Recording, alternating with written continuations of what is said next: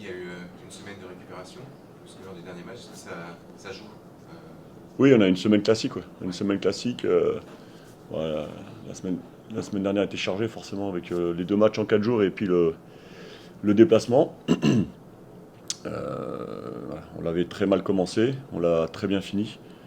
L'idée c'est de rester sur cette dynamique-là. Voilà, et puis retrouver une dynamique positive. Euh, et là je parle de jeu, hein, je parle de jeu, d'état d'esprit à l'extérieur. Parce qu'on sait que les 2 derniers ont été des non-matchs.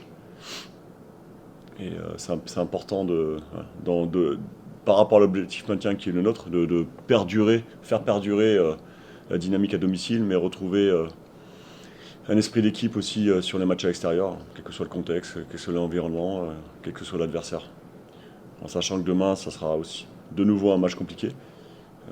Le Puy, voilà, sur les 7 derniers matchs, on n'a perdu qu'un.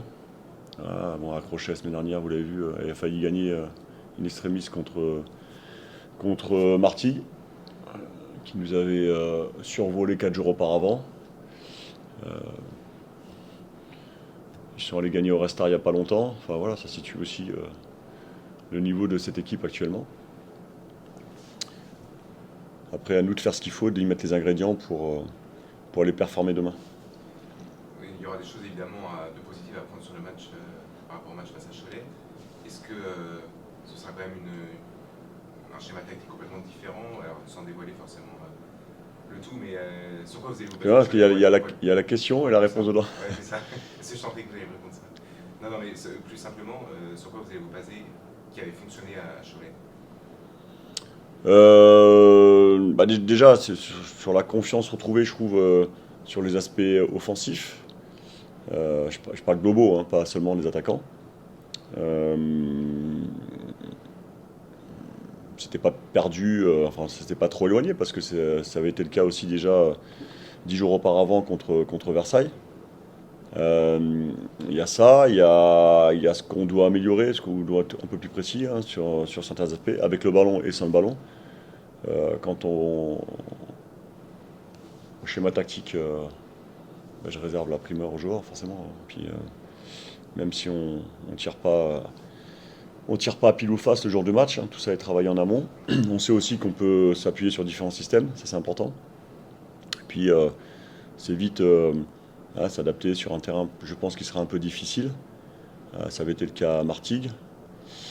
Euh, ouais, et puis notre capacité à retrouver une capacité à, à se mettre en mode compétition, quel que soit l'environnement, quel que soit le lieu, quel que soit l'état du terrain, quel que soit l'adversaire. Voilà.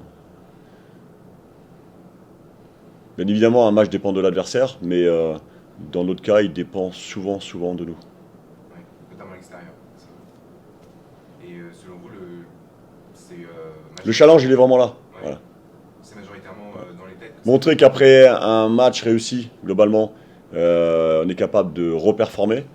Montrer qu'après 2 non-matchs à l'extérieur, on est capable de reprendre quelque chose de cohérent, collectivement, voilà, et continuer à faire les choses en équipe. Et on sait que quand on fait les choses en équipe, il peut se passer des choses dans le contenu et puis de façon un peu logique, des fois dans le résultat, quoi. Vous gardez aussi votre destin entre vos mains, pour l'instant en tout cas. Ça c'est important, j'imagine aussi. Oui, comme c'était le cas la semaine dernière. Ouais. Ouais. Au gré des résultats des uns et des autres, la situation n'a pas changé parce qu'aussi on a su faire ce qu'il fallait contre Cholet.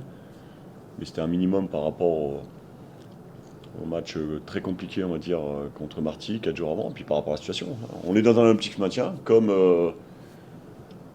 je pense 7-8 équipes. Parce que ouais, on a battu Cholet, et Cholet est à 4 points, je crois, devant. Ouais. Sedan aussi. Sedan. Et on sait que ça sera dur jusqu'au bout. Voilà.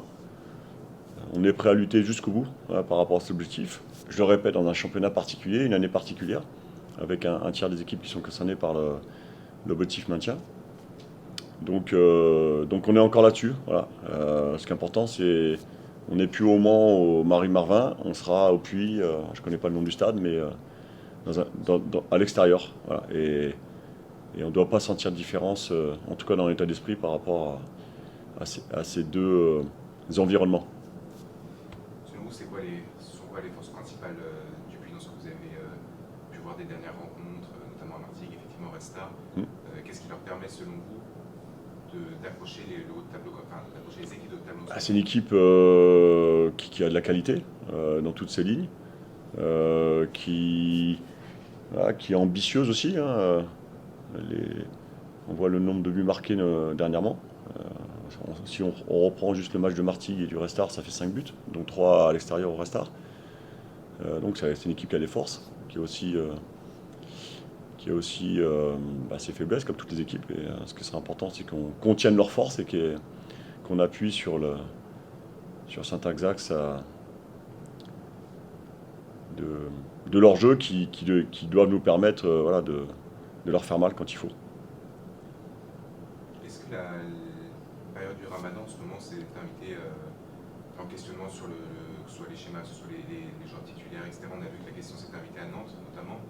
En Ligue 1, Antoine Comboiré avait dit que les joueurs qui ne rompaient pas le jeûne n'étaient pas dans le groupe. Est-ce que cette question-là se pose en FC?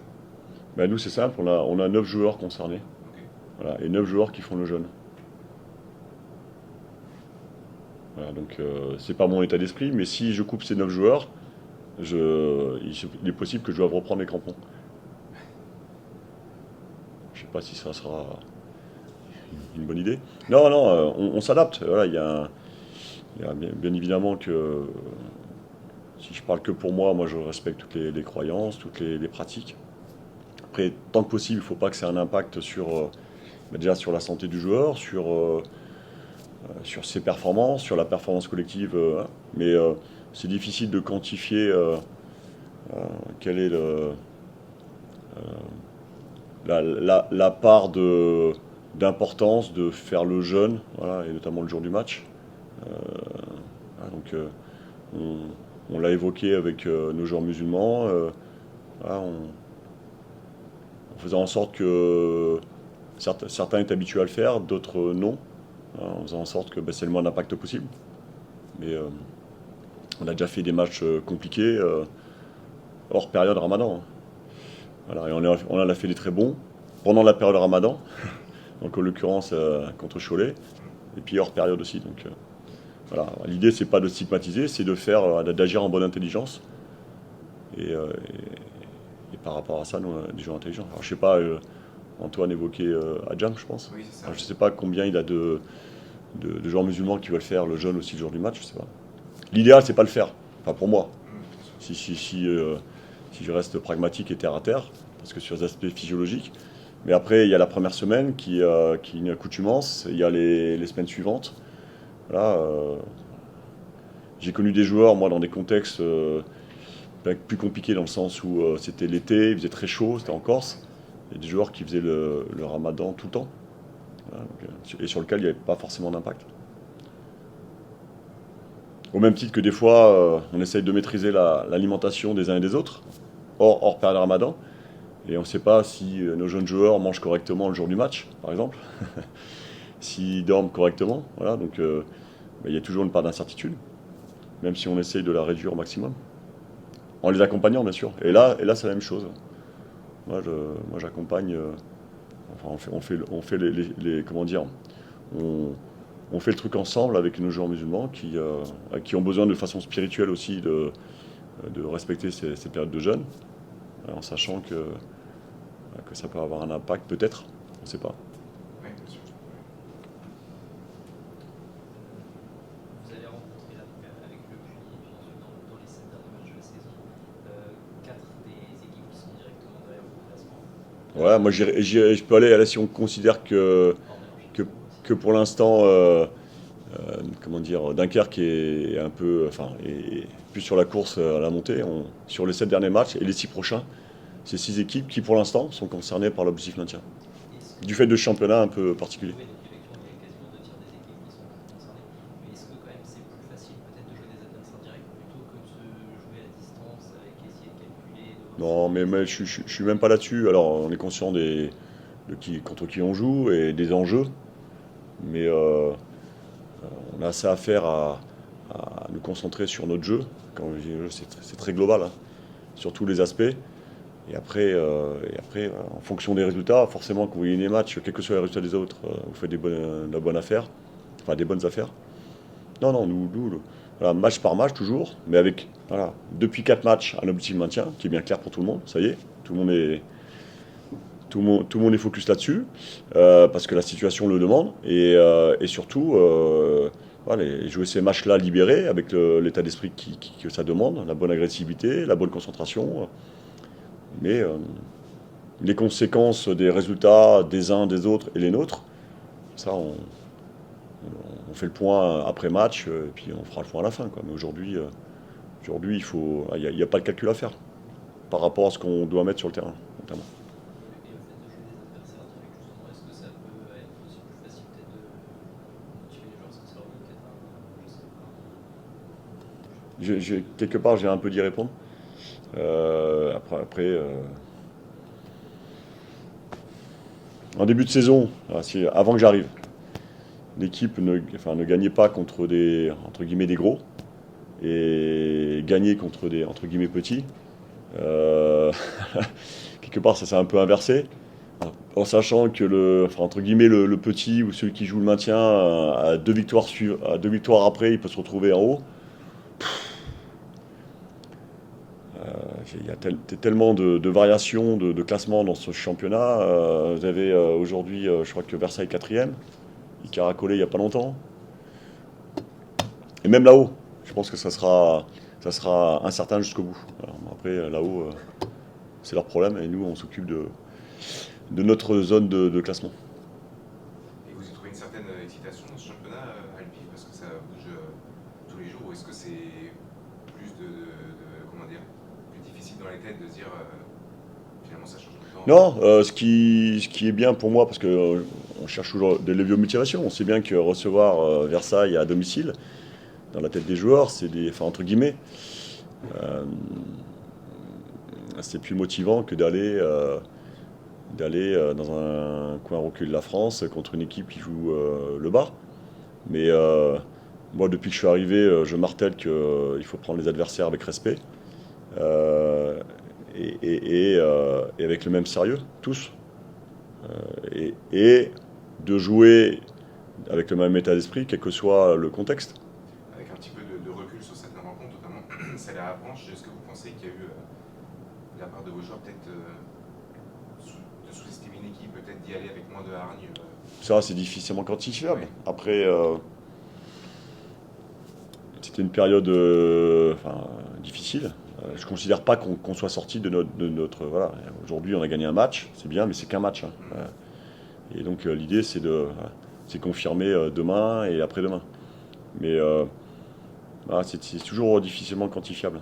Après, on peut faire l'interprétation des résultats, mais je vous dis, regardez, entre la période avant moi et la période depuis que je suis là, ça s'est inversé. Donc, ce qui est important, c'est ce qu'on y met à chaque fois.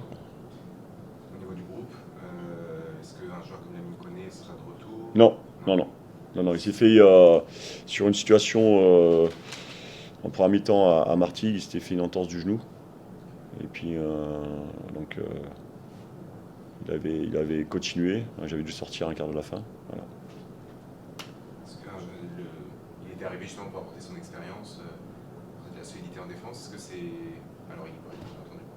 Est-ce que c'est difficile de s'adapter pour vous à ça? Peut-être que vous comptiez davantage dessus. Alors vous êtes obligé. Je compte sur tout le monde, en fonction des caractéristiques des uns des autres, en sachant qu'effectivement, comme vous le soulignez, par rapport à ce qu'il est, c'est un joueur qui devait nous apporter. Mais je prends grand soin des joueurs hors groupe, notamment des joueurs blessés, parce qu'ils ont besoin de ça aussi.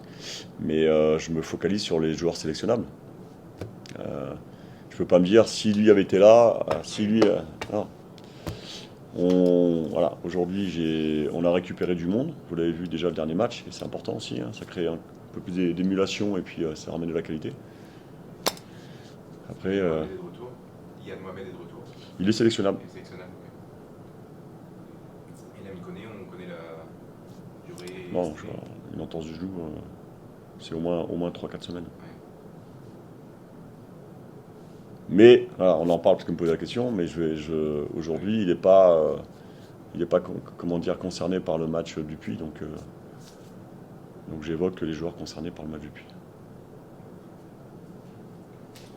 C'est bon? Parce que le timing est serré, hein, les gars. On a la route, on a 6h30 de route. En plus. Les voyages forment la jeunesse.